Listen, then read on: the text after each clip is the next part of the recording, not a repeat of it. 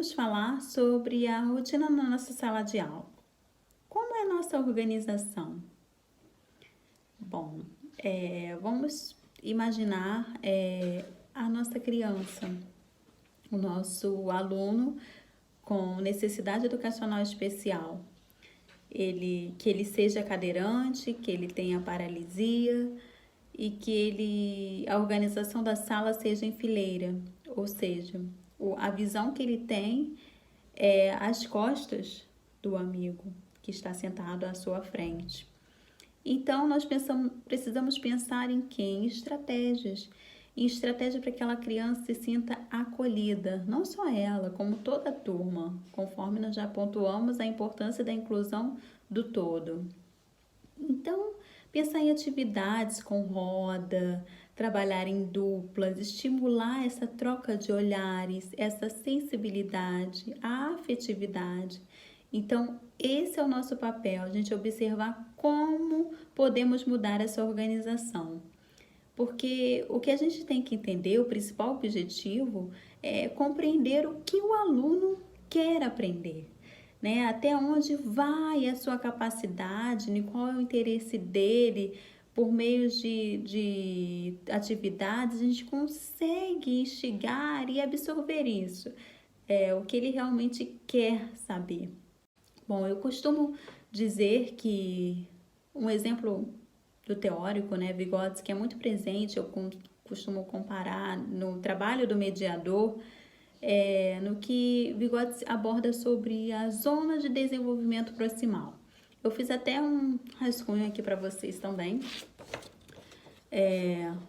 Bom, que o que ele enfoca que é o que vem a ser a zona de desenvolvimento proximal, né? O que a criança sabe, né? O conhecimento real dela.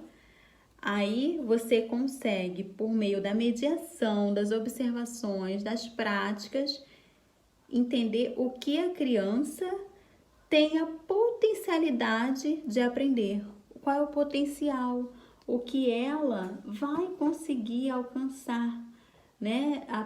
Você apresenta um determinado assunto e você vê, não, por meio dessa maneira, dessa estratégia, dessa prática, a criança não aprendeu, ou usar da maneira concreta, ou dar exemplos, ou sair da sala de aula. Então, a gente precisa entender qual realmente seja esse papel de mediar, né? Porque não adianta a gente só jogar conteúdo e ir passando a matéria e a criança não absorveu. A gente tem que internalizar isso, o que ela quer aprender, o que ela foi capaz de alcançar.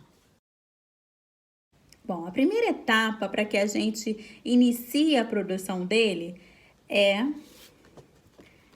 entrevistar a família. Normalmente, quem faz esse primeiro contato é a coordenadora.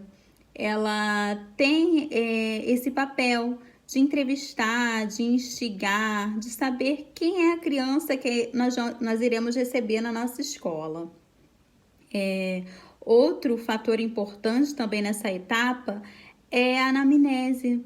Ele é um documento essencial para que a gente conheça a criança, saber se tem alguma restrição alimentícia, saber se apresenta alguma alergia, quais são os medos, quais são as inseguranças, as limitações.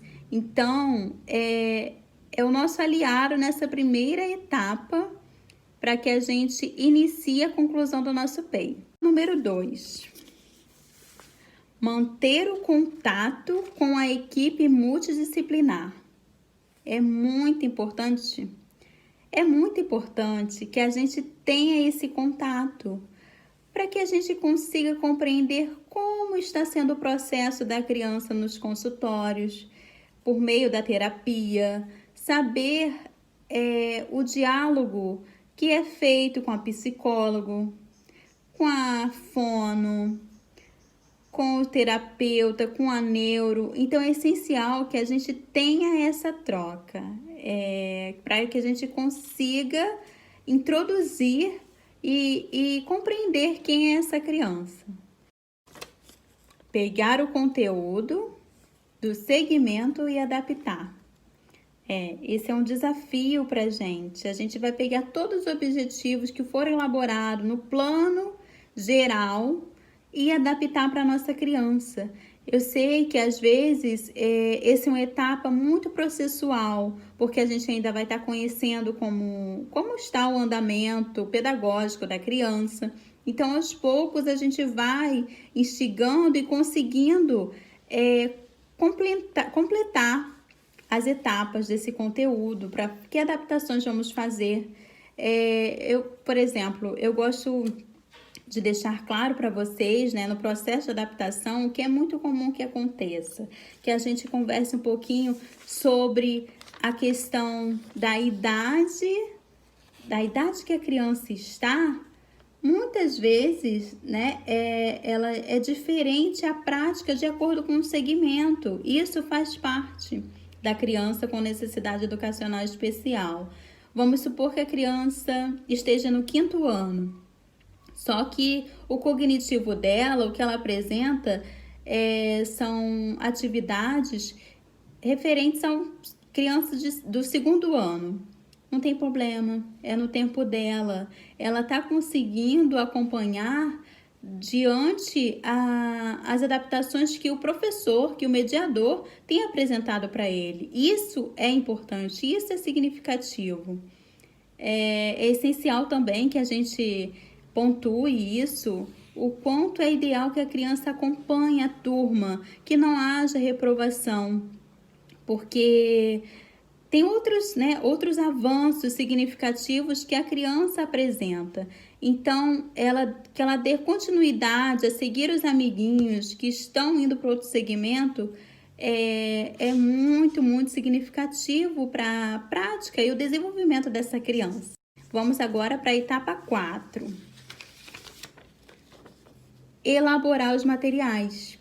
É essencial que o mediador faça essas adaptações, pensar de que maneira a criança vai conseguir compreender o que está sendo passado para o restante da turma. É comum que nas disciplinas humanas o mediador tenha uma certa facilidade, porque podemos pensar em outras, né, estratégias, passar um filme, elaborar uma peça teatral, por reportagens. Então, de outras maneiras, né, vídeos, a criança vai conseguir associar o que está sendo passado, né, para uma melhor compreensão para ela. Nas áreas exatas, né, principalmente a matemática, essa etapa é essencial, essa questão de elaborar materiais, né, que ele tenha um concreto, que ele consiga ter esse contato para fazer a adaptação correta, a compreensão da maneira dele, né? Que ele vai conseguir realizar os exercícios, vai conseguir realizar as avaliações. Então, é essencial que tenha esses materiais adaptados para essa compreensão da criança. E por último, importantíssima também, a avaliação. Na elaboração do PEI, já tem que deixar claro qual maneira vai ser essa avaliação. Se será processual, se será descritiva, né? Qual o objetivo que você quer que a sua criança alcance. Mas também gosto muito de relembrar a importância da gente compreender os outros avanços dessa criança, nessa questão de parceria com o mediador, o professor, a família, a equipe multidisciplinar, que a gente entenda como construção dela mesma, de socialização, de tarefas, de organização, do quanto essa criança está sendo prazerosa mesmo, né, na sua vivência, na sua autonomia. Então, são outros tópicos que eu acho essencial que a gente pontue. Não ficar pensando só em resultado, não ficar pensando no cognitivo. A gente tem avanços, né? E a gente reconhecer isso é muito importante tanto para a gente, professor, quanto para a criança. Então, valorize a sua prática. Acredite no que você está fazendo. É trabalhoso, não é fácil, vamos ter resistências, né? Vamos ter cobranças, mas não é impossível. Então, o que nós queremos é que vocês consigam, né, compreender como é feita a elaboração de um PEI e consiga entender que é de acordo com a criança, com a limitação dela, que cada um tem a sua particularidade para ser atendida.